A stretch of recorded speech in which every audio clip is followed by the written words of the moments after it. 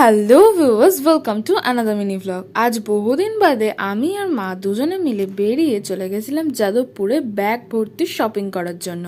আর কেন জানি না আমার গড়িয়াহাটের থেকে যাদবপুরে এসে শপিং করতে বেশি ভালো লাগে।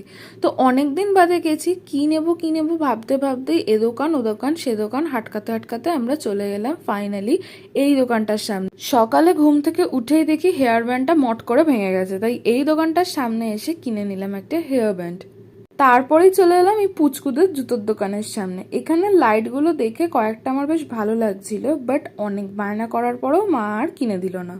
শপিং করতে করতে পেয়ে গেছিলাম মারাত্মক হারে খিদে, কিন্তু যে পরিমাণে গরম পড়েছে তাতে অন্য কিছু খেতে একদমই ইচ্ছা করছে না ঠান্ডা ছাড়া।